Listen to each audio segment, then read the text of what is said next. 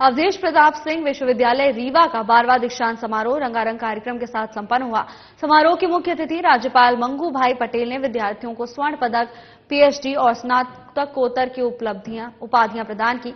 वहीं राज्यपाल मंगू भाई पटेल ने शक्ति मिश्रा को पीएचडी की उपाधि प्रदान की। बता दें कि डॉक्टर शक्ति मिश्रा खरगोन के जिला न्यायाधीश गुलाब मिश्रा की धर्मपत्नी हैं। उनकी ओर से अपना शोध कार्य critical study of cloud services विषय पर डॉक्टर पी.के. राय के निर्देशन में पूर्ण किया गया है। उक्त अवसर पर खरगोन न्यायालय में पदस्थ सभी न्यायाधीश और न्यायालयीन कर्मचारियों ने उन्हें बधाई दी है।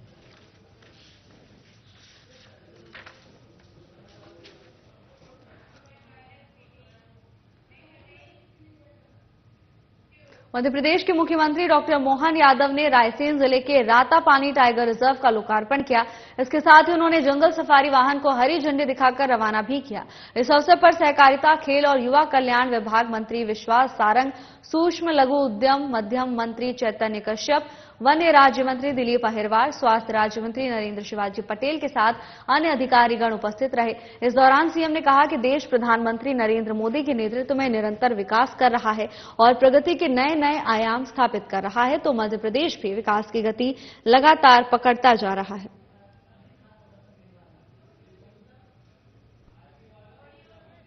हमने एक तरफ रहस्य, रोमांच, इतिहास, संस्कृति, पुरातत्व, ये सारे स्थानों को देखने के लिए टाइगर रिजर्व पार्क में वो सब कुछ है और उससे बढ़कर एक अपना राजधानी से जुड़ा हुआ टाइगर रिजर्व पार्क होना, ये पूरे देश में कहीं नहीं।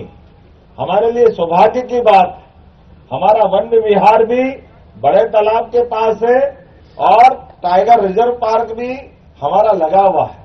और मैंने बताया भी भाषण में कि टाइगर के जीवन की बहुत सारी अलग अलग कहानियां भी है। सच्चे अर्थों में अपने राज्य की रक्षा करने में टाइगर का जो जीवन है वो कई मामलों में सबसे अनूठा है। मुख्यमंत्री डॉक्टर मोहन यादव ने उज्जैन में बनने वाले फ्रीगंज पुल का भूमि पूजन किया। इस दौरान उन्होंने कहा कि पुल शहर की जीवन रेखा साबित होगा। बताते चले कि मुख्यमंत्री डॉक्टर मोहन यादव ने मेडिकल कॉलेज के बाद शहर को एक और सौगात दी है। उन्होंने फ्रीगंज में 92 करोड़ की लागत से बनने वाले ओवरब्रिज का भूमि पूजन किया। इससे पहले डॉक्टर मोहन यादव ने ओवरब्रिज के प्रोजेक्ट का निरीक्षण भी किया। इस दौरान उन्होंने कहा कि शहर की बढ़ती आबादी और सिंहस्थ में आने वाले करोड़ों लोगों को देखते हुए शहर का विकास किया जा रहा है।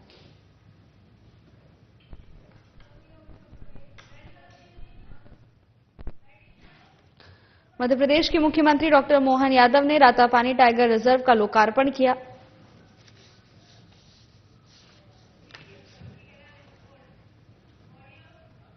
जन कल्याणकारी योजनाओं के शिविर जो प्रदेश भर में लगाए जा रहे हैं, उसके शिविर में आज मैं यहाँ उज्जैन में शामिल हुआ। हमारे 40 दिन तक ये जन कल्याणकारी योजना जनता तक पहुंचे और साथ ही साथ सरकार के 1 साल होने के आधार पर विभिन्न विकास कार्यों की सौगात भी मिलती जाएगी। अर्थात ये मिला जुला रूप लगातार चलता रहेगा। आज ये फ्रीगंज की लगभग 100 साल पुरानी एक बहुत बड़ी समस्या थी। बड़ी आबादी को आने जाने का फ्रीगंज ओवरब्रिज के भूमि पूजन की सौगात मिली है। मेरी अपनी ओर से इस नाते से बधाई कि उज्जैन के लिए नहीं, आने वाले सिंहस्थ में जब 15 करोड़ से ज्यादा यात्री आएंगे तो हमें सभी मार्ग चौड़े करना पड़ेंगे, सभी ब्रिज बनाने पड़ेंगे, सभी काम करना पड़ेंगे। और मुझे इस बात का संतोष है, माननीय प्रधानमंत्री जी के नेतृत्व में विकास के सारे कामों को लेकर हम संकल्पित हैं और धीरे धीरे उनके समय पे पूरा होने के लिए पर्याप्त पहले से हम अपनी तैयारी करके भूमि पूजन लोकार्पण करते जा रहे हैं। मेरी अपनी ओर से बधाई। मध्य प्रदेश की मोहन सरकार का 1 साल पूरा हो गया है और इसको लेकर शहर में जश्न का माहौल है। इस दौरान जगह जगह आतिशबाजी कर मिठाइयां बांटी गई। मुख्यमंत्री के गृह नगर उज्जैन में तो एक अलग ही माहौल है। सुबह से जगह जगह बीजेपी कार्यकर्ताओं और नेताओं ने सड़क पर उतरकर जश्न मनाया। सिख समाज की ओर से टावर चौक पर लड्डू भी बांटे गए। शाम को बीजेपी कार्यालय लोक शक्ति भवन पर सरकार का 1 साल बेमिसाल का जश्न मनाया गया। यहां कार्यकर्ताओं ने जमकर आतिशबाजी कर मिठाई बांटी तो वहीं नाच गाकर खुशी का इजहार भी किया। इस दौरान बातचीत में नेताओं ने डॉक्टर मोहन सरकार के 1 साल को बेमिसाल बताया और उन्हें बधाइयां दी। 1 साल का कार्यकाल मध्य प्रदेश की सरकार के मुख्यमंत्री, जननायक, विकास पुरुष, कर्म में विश्वास रखने वाले, उन्होंने जो कार्य करके दिखाया है वो अभूतपूर्व है। उज्जैन ही नहीं, पूरे मध्य प्रदेश के लिए एक मिसाल कायम करके उन्होंने विकास के कार्यों को कर एक मिसाल कायम की है। निश्चित रूप से 1 साल का उनका कार्यकाल बेमिसाल रहा है। पहले मैं उज्जैन की बात करूं, चाहे वो औद्योगिक क्षेत्र हो, चाहे वो सड़कों का मायाजाल हो, चाहे वो पानी के क्षेत्र में कार्य हो, चाहे वो इंडस्ट्रियल मीट के माध्यम से उज्जैन का विकास हो, चाहे वो विक्रम व्यापार मेले की दृष्टि से जो है ग्वालियर की तर्ज पर व्यापार लगाने का काम हो। हाल ही में आपको जानकारी होगी फ्रीगंज पुल का भूमि पूजन उन्होंने किया। इसके पहले 6 लेन इंदौर रोड का भूमि पूजन किया। उसके पूर्व मेडिसिटी का उद्घाटन किया। 21 तारीख को IIT का उद्घाटन होने वाला है। अनेकों उज्जैन के विकास के कामों में उन्होंने सहभागिता की है। मध्य प्रदेश में भी इंडस्ट्रियल मीटों के माध्यम से उज्जैन, इंदौर, जबलपुर, रीवा और नर्मदापुरम, इन सबको और विदेशों में जाकर भी उद्योगों को लगाने का उन्होंने प्रयास किया है। पहली बार मैं समझता हूं विदेश में बैठकर भोपाल से जमीन अलॉटमेंट का काम यदि किसी सरकार ने किया है तो मध्य प्रदेश की डॉक्टर मोहन यादव जी की सरकार ने किया। माननीय मुख्यमंत्री जी का 1 वर्ष पूर्ण एक भूतो न भविष्यति वर्ष रहा है। इतने डेवलपमेंट के कार्य की प्रारंभ होना और उनके कईयों के तो जैसे इंडस्ट्रीज के मामले में तो इंडस्ट्रीज प्रोडक्शन की पोजीशन में 1 साल में आ गई। कई सारी सड़कों का निर्माण। आज उज्जैन शहर को इतनी अधिक सौगातें मिली है कि जिसका अगर लिस्ट बनाना शुरू करें तो एक लंबी फहरिस्त तैयार हो जाएगी। और अकेले उज्जैन का ही नहीं, हर शहर की आज ये कहानी है। हर तरफ डेवलपमेंट की शानदार गाथाएं लिखी जा रही है। उज्जैन शहर जहां एक दौर ऐसा था कि कोई इंडस्ट्रीज बची नहीं थी, आज पूरा विक्रम उद्योगपुरी के रूप में बड़ी भारी इंडस्ट्रियल डेवलपमेंट वहां पे चल रहा है। कई नहीं करते करीबन 50,000 से 1 लाख के करीब लोगों को रोजगार की व्यवस्थाएं जमा कर दी गई है। शिवपुरी शहर में 2 दिन से बढ़ती हुई सर्दी के कारण कलेक्टर रविंद्र कुमार चौधरी ने शासकीय और अशासकीय संस्थाओं का अब समय परिवर्तन कर दिया है। सुबह 9 बजे के बाद ही संस्थान खोले जाएंगे। आपको बता दें कि शिवपुरी जिले में अत्यधिक शीतलहर के कारण ठंड में वृद्धि होने से छात्र छात्राओं के स्वास्थ्य की दृष्टि के जिले में संचालित समस्त शासकीय और अशासकीय अनुदान आदि शैक्षणिक संस्थान को आदेशित किया गया है कि वो विद्यालय सुबह 9 बजे से पूर्व संचालित न करें।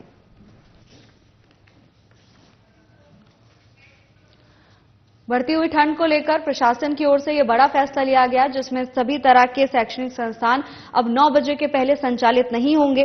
कलेक्टर रविंद्र कुमार चौधरी ने शासकीय और अशासकीय दोनों ही संस्थाओं को समय में परिवर्तन करने का आदेश दिया है। आपको बता दें कि बढ़ती हुई ठंड को देखते हुए यह फैसला लिया गया है। बीते 2 दिनों से ठंड में इजाफा हो गया है। इसके साथ ही क्षेत्र में शीतलहर भी देखने को मिल रही है, जिसको लेकर प्रशासनिक स्तर पर यह फैसला लिया गया है। कलेक्टर रविंद्र कुमार चौधरी ने शासकीय और अशासकीय संस्थानों को एक आदेश जारी किया गया है, जिसमें लिखा गया है कि 9 बजे से पहले स्कूल का संचालन न करें।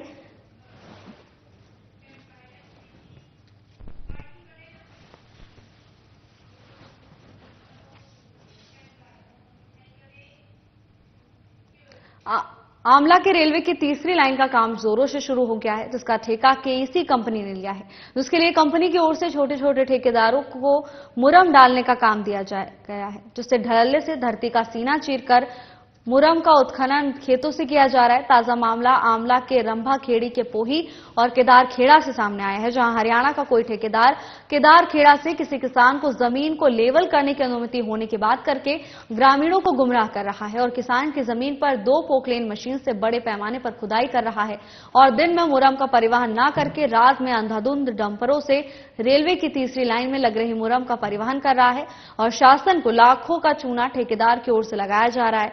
इस मामले में अब खनिज अधिकारी मनीष पालेवार से पूछा गया तो उनका कहना है कि इस तरह की कोई अनुमति हमारी ओर से वर्तमान में नहीं दी गई है और इस तरह कोई मुरम का अवैध उत्खनन कर रहा है तो वो भी कोई भी उसे किसी भी कीमत पर बख्शा नहीं जाएगा। जांच के बाद निश्चित ही कार्रवाई की जाएगी।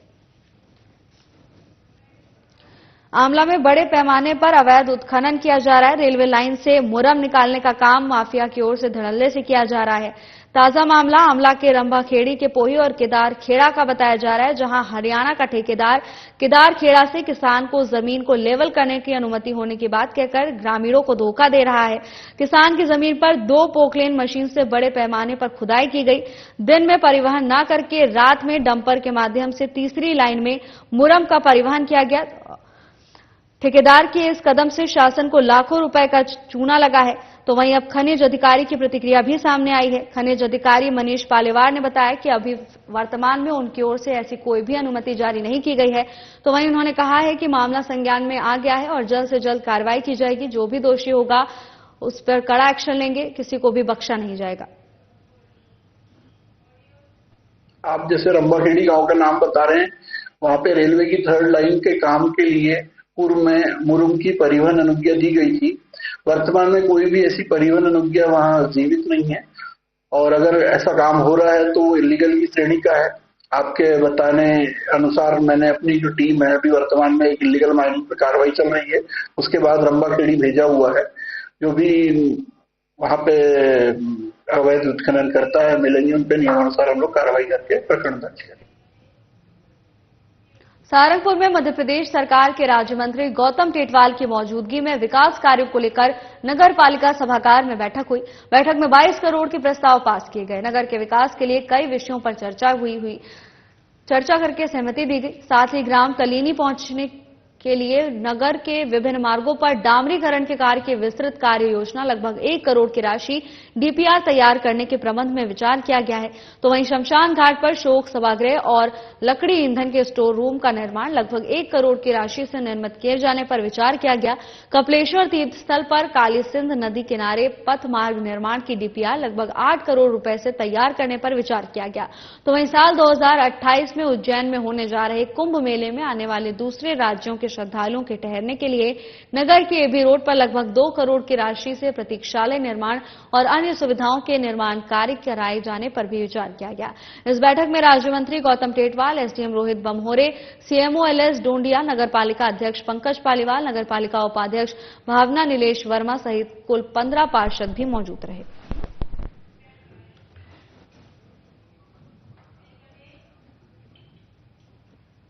खबर बहर से है, जहां धान उपार्जन केंद्र से समय पर धान की बोरियों का परिवहन नहीं होने के कारण असुविधा हो रही है। अधिकांश धान उपार्जन केंद्र में पूरा कैंपस धान की बोरियों से भरा हुआ है। इस कारण और भी किसानों को धान रखने में प्रभारी को दिक्कत आ रही है। धान उपार्जन केंद्र से समय पर धान परिवहन अगर हो तो ऐसी कोई दिक्कत नहीं होगी। इसको लेकर धान उपार्जन केंद्र के प्रभारी प्रशासन से गुहार लगाई जा रही है कि अतिशीघ्र जल्द से जल्द धान का परिवहन कराया जाए। क्षेत्र में समय पर धान उपार्जन केंद्र से धान की बोरियों का परिवहन नहीं होने के कारण बहुत सी असुविधा निर्मित हो रही है। इस क्षेत्र के धान प्रभारी प्रशासन से ये मांग करते हैं कि समय पर धान बोरियों का परिवहन अतिशीघ्र किया जाए। साधना न्यूज चैनल से कैमरामैन प्रकाश के साथ देवदत्त धानी सर बैहर। महिला बाल विकास विभाग, पर्यटन विभाग, प्रधानमंत्री कौशल विकास योजना, यूएन वुमेन और centre for advance research and training के समन्वय से महिलाओं को सशक्त बनाने के उद्देश्य से कुल 19 महिलाओं को 10 दिवसीय बैहर स्थित सिंह मोटर ड्राइविंग स्कूल में जिप्सी ड्राइविंग का प्रशिक्षण प्रदान किया गया, जिसमें वन स्टॉप सेंटर से 3 हिंसा से प्रभावित महिला, 11 district hub for empowerment of women पंजीकृत महिलाओं और अन्य 5 महिलाओं को यह प्रशिक्षण दिया गया। बताया गया कि ड्राइविंग का यह निःशुल्क प्रशिक्षण विकास खंड बैहर अंतर्गत कान्हा नेशनल पार्क के पास स्थित मोटर ड्राइविंग स्कूल के माध्यम से किया जा रहा है। साथ ही प्रशिक्षु महिलाओं का 4 पहिया वाहन का लाइसेंस भी बनवाया जा रहा है। इस प्रशिक्षण से न केवल महिला 4 पहिया वाहन चलाना सीखेंगी, पर समाज में चलित रूढ़िवादी सोच जैसे महिलाएं भारी काम या गाड़ी नहीं चला सकती, उसमें भी सकारात्मक बदलाव आएगा।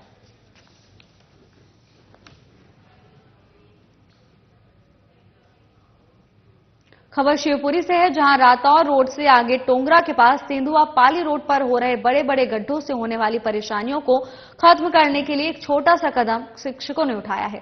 बता दें कि पीएम श्री शासकीय उच्चतर माध्यमिक विद्यालय खरई तेंदुआ के शिक्षकों ने मिलकर उन गड्ढों को भर दिया, जिससे कुछ हद तक राहगीरों को परेशानियों का सामना नहीं करना पड़ेगा।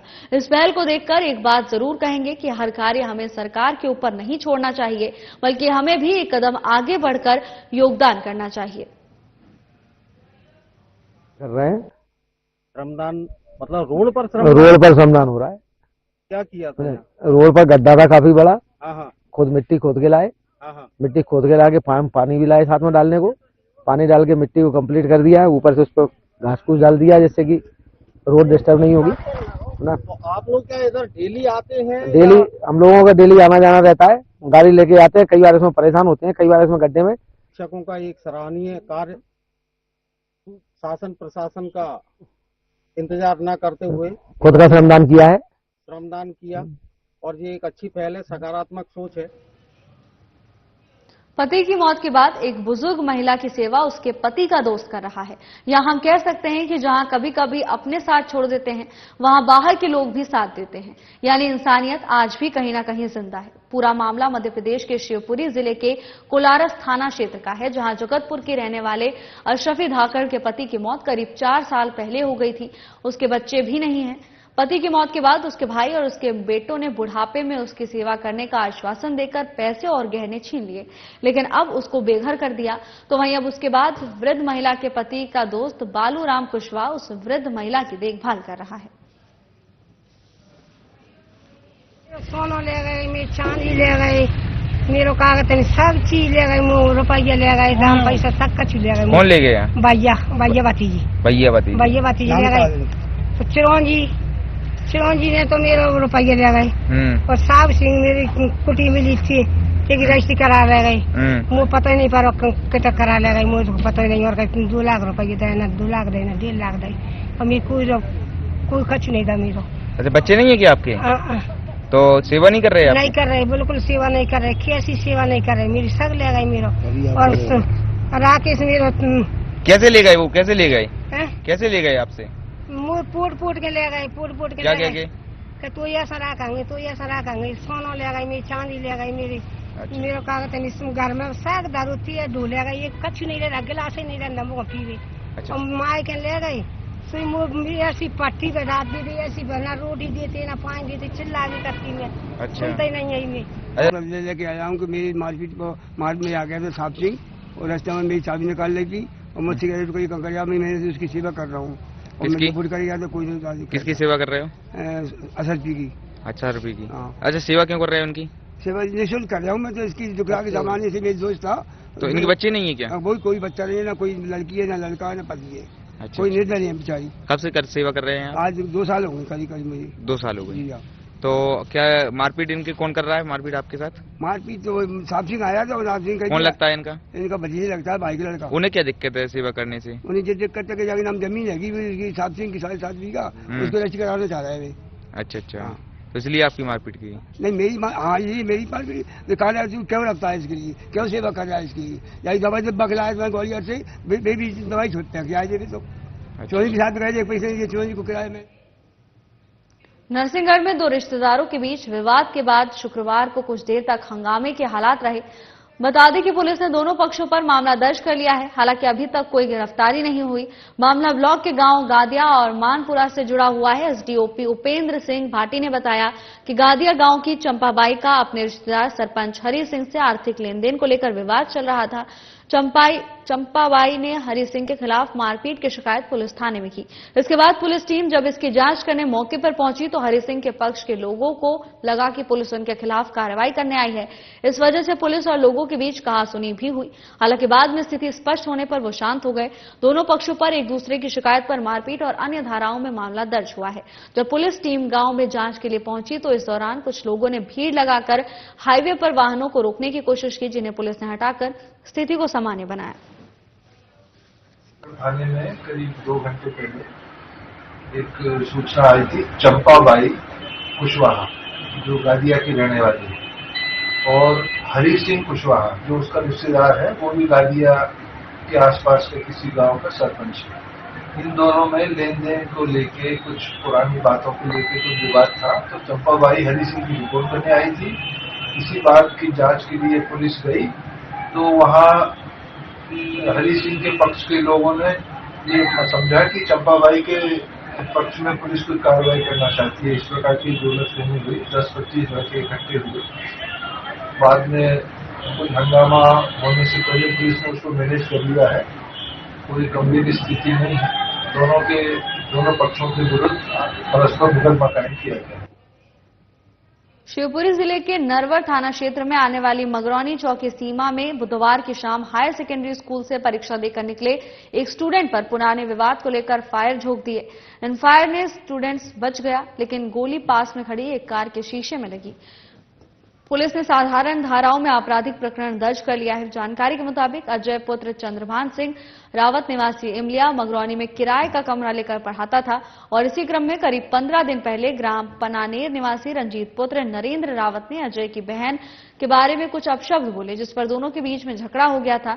इस घटना के बाद मामला शांत हो गया, लेकिन अब 15 दिन बाद जब अजय रावत स्कूल से पेपर दे के निकला तो उस पर 3 राउंड फायरिंग की गई। फिलहाल पुलिस ने साधारण धाराओं में आपराधिक प्रकरण दर्ज कर जांच शुरू कर दी है।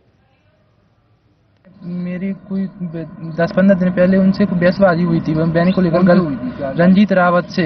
वो बहन को बारे में गाली दे रही थी तो मुझे बुरा लगा, तो उसके बारे में उन्होंने मुझे मारा और मैंने कहा हुई।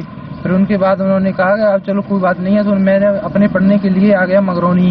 फिर मेरा पेपर था 11 तारीख को इंग्लिश का, मैं 12th में हूँ। इंग्लिश का पेपर देकर मैं जैसे ही बाहर निकला तो उन्होंने मुझे, रंजीत ने और उसके साथ जो लोग थे 8-10, उन्होंने पकड़कर मेरी मारपीट की और मैं अपने रूम पर, वहाँ पर मौजूद रामकिशन रावत जी ने मुझे बचाया और रामनिवास गुरजन जी ने। फिर वहाँ से मैं अपने घर पर गया ना, किराए पर मकान लिया वहाँ पर, तो उन्होंने गली में जानकर वहाँ पर मुझ पर डांट गोली दी है और छोटे छोटे हथियार थे। मैं नहीं जानता सर कौन से हथियार थे, काय से दी थी सर। हथियार थे छोटे छोटे, 3-4 लोग रखे थे। तो फायर कर दिया है? हाँ सर, सामू से गोली दी है जो ऐसे मेरे में 2-3 फायर की है। 2-3 फायर। कितना फासला था? फासला सर वही 100 मीटर की दूरी का, मतलब बच गए सर। मैं ऐसे हो गया तो गाड़ी में, गोली काय में लगी? गाड़ी की कांच में, 4 व्हीलर में। अच्छा, इसकी विषय में आपने संबंधित थाने में शिकायत दर्ज? जी बिल्कुल की। शिवपुरी शहर के NHAI बाईपास पर गुरुवार रात करीब 9:30 बजे एक ट्रक और बाइक के आमने सामने भिड़ंत हो गई। भिड़ंत होने के बाद ट्रक में आग लग गई। ट्रक से टकराने के बाद एक बाइक सवार की मौके पर ही मौत हो गई, तो वहीं दूसरा बाइक सवार गंभीर रूप से घायल हो गया है, जिसे उपचार के लिए मेडिकल कॉलेज में भर्ती कराया गया। ट्रक में लगी आग पर काबू पाने के लिए 4 फायर ब्रिगेड बुलाई गई थी। तब कहीं जाकर करीब रात 2 बजे तक आग पर जैसे तैसे काबू पाया जा सका। बता दें कि मृतक आशीष तिवारी मूलत भिंड जिले का रहने वाला है, जो ग्वालियर में रहता था। ठीक है, अकेले थे वो? 2 थे। कौन सी बाइक? ये था। अच्छा, ये भी थे और वो था।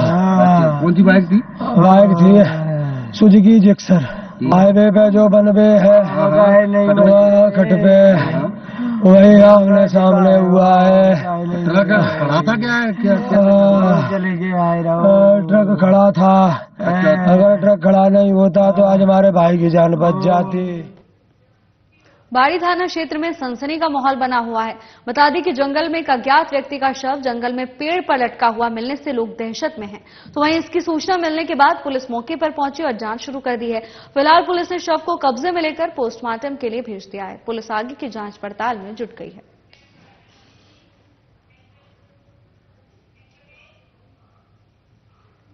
शिवपुरी से एक अजीबोगरीब मामला सामने आया है, जहां एक पिता अपने बच्चे को कुछ सामान लेने दुकान पर भेजता है। जैसे ही बच्चा घर वापस पहुंचता है तो उसका पिता उसे वहां नहीं मिलता। जब वो दूसरे कमरे में देखता है तो उसका पिता फांसी पर लटका हुआ मिलता है। दरअसल पूरा मामला कोतवाली थाना क्षेत्र निचला बाजार जैन मंदिर के पास का है। वहीं इसकी सूचना पुलिस को दे दी गई है। पुलिस मौके पर पहुंची और शव को अपने कब्जे में लेकर पोस्टमार्टम के लिए भेज दिया है। फिलहाल फांसी लगाने का कारण अज्ञात है। पुलिस जांच में जुटी हुई है। ये सुबह के फरियादी द्वारा थाना कोतवाली में ये सूचना दी गई थी कि धर्मेंद्र राठौर तथा गुलाब चंद राठौर उम्र 47 साल निवासी निचला बाजार के रहने वाले हैं। उन्होंने किसी अज्ञात कारणों से फांसी लगा ली, जिस पर मर्ग कायम किया गया है। दौरान इलाज जो भी स्थिति आएगी वो आपके सामने क्लियर करेंगे। शिवसेना प्रदेश उपाध्यक्ष विवेक पांडे ने जिला चिकित्सालय सीधी मेन गेट पर धरना प्रदर्शन किया। दरअसल एक महिला की डिलीवरी के समय बच्चे की मृत्यु हो गई थी, जिसके जांच को लेकर शिवसेना प्रदेश उपाध्यक्ष विवेक पांडे ने जिला चिकित्सालय के डॉक्टर लक्ष्मण पटेल को महामहिम राज्यपाल के नाम एक ज्ञापन सौंपा। इसके साथ ही शांतिपूर्वक धरना प्रदर्शन किया गया। आए दिन लापरवाही देखने को मिल रही है, जिसके बारे में ज्ञापन में जिक्र किया गया है, जिसमें बताया गया कि यहां डॉक्टर प्राइवेट क्लिनिक्स में समय देते हैं और जिला चिकित्सालय में कब समय देते हैं।